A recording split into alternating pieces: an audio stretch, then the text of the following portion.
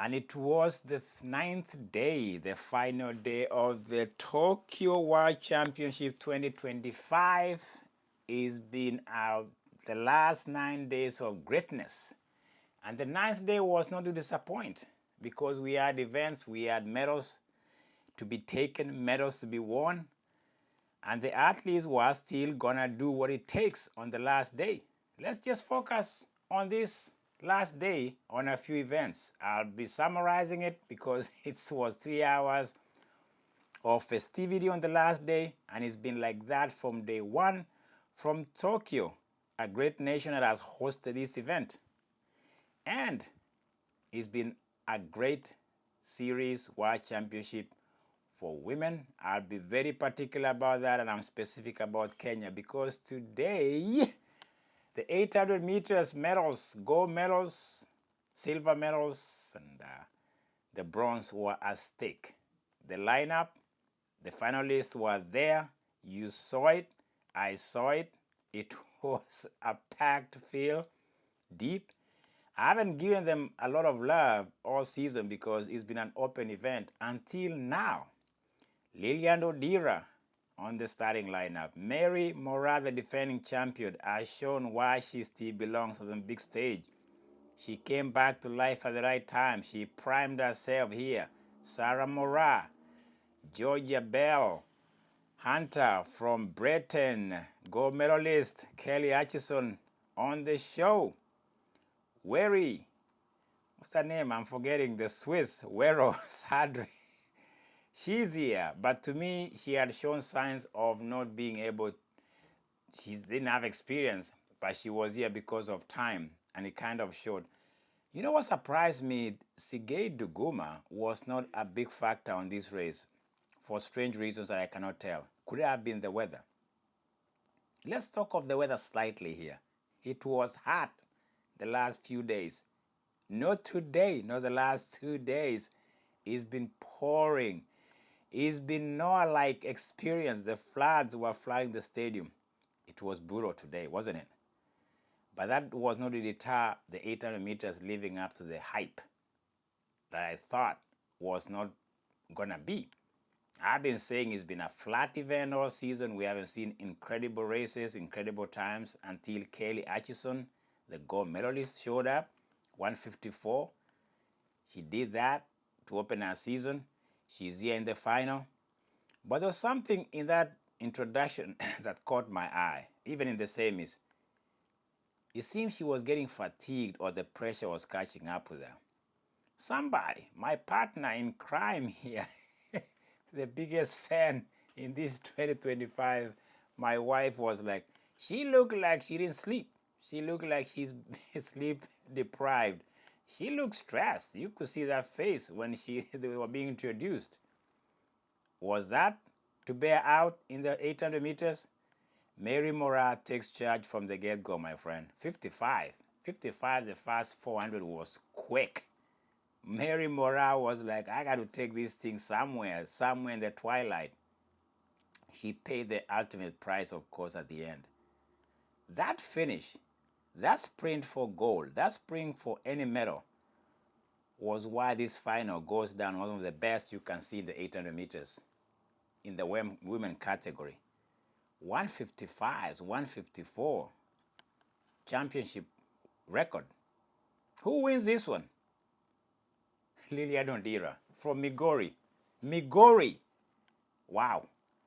I don't think I'm surprised. If you listen carefully to my commentary post semis, I thought she had that edge. She was getting herself to this point at the right time. She raised herself to gold. To me, it's not a fluke. Kelly Atchison was acceptable. She looked vulnerable in the semis when Sarah Moraa surged herself to come second in the semis. I kind of saw something in this final. Lilian Odira winning. It's not a surprise, yet it could be a surprise because everybody, I think, I pre-anointed Kelly Atchison to win this. I didn't. Maybe I did in the early episode, but as you build up through the rounds, you notice something was happening. It could be fatigue, it could be pressure. Both could be said to be what brought her to this point. I'm shocked at Georgia Hunter Bell edging her. By the way, she elbowed her from silver to bronze on the finish line. Compatriot teammates fighting for that top podium. What about that for the final? 154. Great time, great finish. Championship record for Lilian Odira. The Migorian, the lady, the Kenyan, another goal for women in this championship. Let's just say this. I don't think I'm making this thing up. This has been a women's show for Kenya. They've hauled all the medals. They got them on their bags. They're just going home to JKA, Nairobi Airport. Please line those streets with women. Let them celebrate their motherhood, their womanhood, and everything else you can think about, because this was about ladies from the East. The men from the East, take a nap, man. I'm just calling men out. This has been disaster for men from the East. Horrible show, horror show. Ethiopia has even been worse. Ethiopia haven't medaled anything decent this championship. The best they got was a silver from Asafa in the marathon. Listen, it's been disaster for the countries and the men from the East in the middle distance. Disaster. Inquisition. People should be fired. People should be should be told to go home. I'm telling you, it's been bad for Ethiopia and Kenyan men. Period. You can take that to the bank. You can have a commission to inquire why this decline and disaster. I rest my case. Lilian Odira wins another gold medal. How many medals are these women given to Kenya this championship? All the gold medals you can think about in the distance event, from 800 meters all the way to marathon. It's been anything but excellence. Excellence, my friend. If you want to see excellence in a championship on the women and how they've done it, you can go from the Perez Chepchirchir, Beatrice Chebet,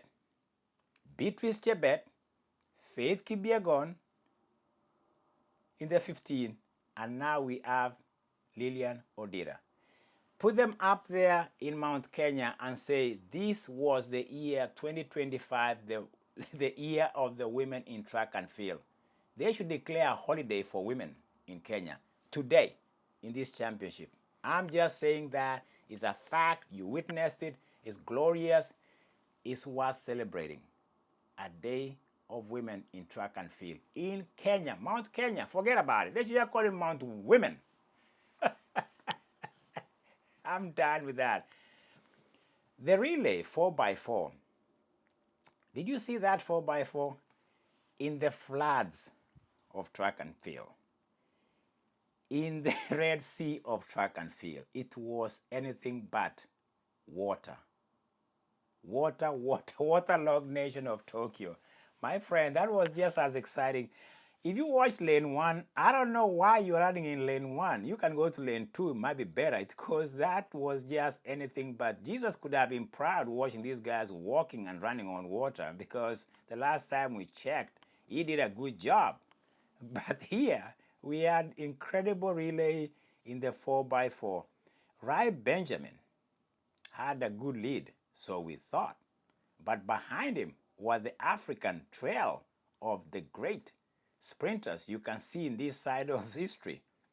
Botswana and South Africa were coming after Rai Benjamin. For me, I was like, this is a done deal. It's Rai Benjamin. He's a gold medalist, 400 meters hurdles. You thought he had it. In fact, it looked very easy. But you don't run on water for so long. You end up looking like Peter. You start to look at the monitor screen. Who is behind me? It was Bernard Shipi, the Botswanese, the gold medalist in the 400 meters flat. He had something deep inside that it looks like Bernard Shipi is going to ship himself to gold medal. in the last 10 meters, he just told Rai Benjamin, come back here. Stay behind me because I'm going for the big one. Nene, the South African, was coming too. I got to tell you something. African sprinters in the, let's be specific, 400 meters, Botswana is a powerhouse right now. I'm just letting you know. We got Dory, Tebogo was in the mix. Okay, we got some guy, some other, I don't remember the names. The 4x4 with Botswanese team is as good. I think all of them split under 44 in this weather. But Benashipi, this skinny, he looks skinny, but he's a machine. He canceled Cry Benjamin at the finish line. Botswana wins it. The time didn't matter, is how he did it. In front of everybody else. My friend, that was really for you. I forgot something talking about the final day, the 9th day. Cole Hocker. I think there's something you admire about the guy. He's a good athlete. He's not, the 1500 meter gold medal last year was no fluke. He has what I call the American grit. He does. But I think he can kind of fine-tune his language a little bit when he speaks. Him being disqualified in the 1500 meters should not be personal. You cannot be elbowing your way in any sport. You cannot justify that and say that it was personal. It's not. It's a fairness of sports, Cole Hocker. I've met you. I've seen you close. You have what it takes to win. You're a gold medalist coming out of Paris. You won that. Fair and square. You got DQ in the 1500 meters. Fair and square. You come here in the 5K final and you waited and waited and you delivered the upper hook like Hocker has always done. That was a clean race. No drama. You get gold. Celebrate that gold. But the 1500 has nothing to do with the 5K here. Nothing whatsoever, my friend. Nothing. It's just the sport deserves to be clean. We are trying to clean it up for you and for everybody else. Here you win. Here you say, Hail America in the 5K. For the first time in this final, and the medalists in this final, we have no African at all. Kimeli, you can say Kimeli, the Belgium is from Kenya. I don't care about that narrative and pride that is a Kenyan is from the Kalenjin. I don't know, that is a lot of cow, whatever, cow poo-poo-poo. No, he's not. He's from Belgium, Brussels. He wins a silver medal here. Kimeli had won some Diamond League. The biggest surprise, forget about Hocker, because Hocker can finish. He knows how to finish and win gold. The biggest surprise here is Crozier, the French. This guy won the 10K. He's non-African. This is what Africans have been known to be doing every championship. We win here, we win there the 5K and the 10K. A French getting medals in 5K and 10K? Where is Ethiopia? Where is Kenya? Let's even talk where is the Cheptegei of Uganda. Dry. They were absent. They were nowhere to be seen in this one.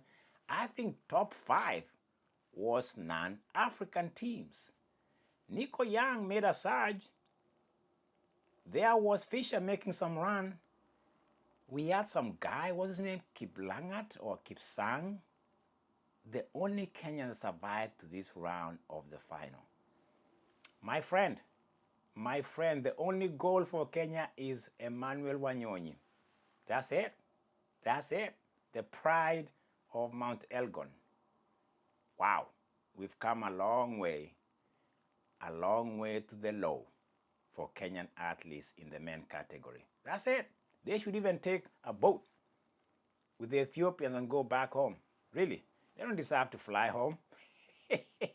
Take a boat, go to the Red Sea, anchor yourself in somewhere in Djibouti, somewhere in Somalia, Mombasa. Let them just have what they call a time to reflect of the disastrous. Man, distance running from the East has been a joke. That's it. One thing that I have to really conclude in this World Championship that have really surprised me is how the Japanese people are just good people. They're just good. They cheer their athletes, even if they are not winning, even if they are not medaling, but they are just loving, caring, happy people. Even their national hero, Haruka Kitaguchi, the javelin thrower, doesn't even show up in the final, but they cheer that event. Remember, this final was supposed to be building up to see the national hero of Haruka Kitaguchi being the show in these final days of the javelin throw, which happened yesterday, won by Ecuadorian Aguilio. Okay, if you don't know where Ecuador is, it's somewhere in the south of America. The first medal to Ecuador. She went 65, and that was the throw. I remember watching that. I didn't highlight it, but I saw it. It goes to Ecuador. It was supposed to be a Japanese affair. Haruka Kitaguchi doesn't even come close to the final. But the Japanese nation was as gracious to the athletes that participated, cheered them on. It's been an incredible season. I'm glad you've enjoyed me being your host, giving you a perspective. You've cheered me on, subscribed me on, liked me on, viewed me on. Great. That's why we share this community. We share ideas. Thanks for your comments. And thanks for being in these chambers of Tukoriaga. It's been a privilege to be your humble servant in Tukoriaga. It's been an incredible, incredible World Championship. We can mention this and this and that. The highlights are just so many that maybe I'll go back sometimes and reflect on this great 2025 World Championship, bring you some names and some stories that you don't know. There's a Uruguayan lady who won the bronze medal in marathon. I think it's a story to be told, an incredible story. I read some things yesterday about her. Fantastic. Extraordinary, not extraordinarily.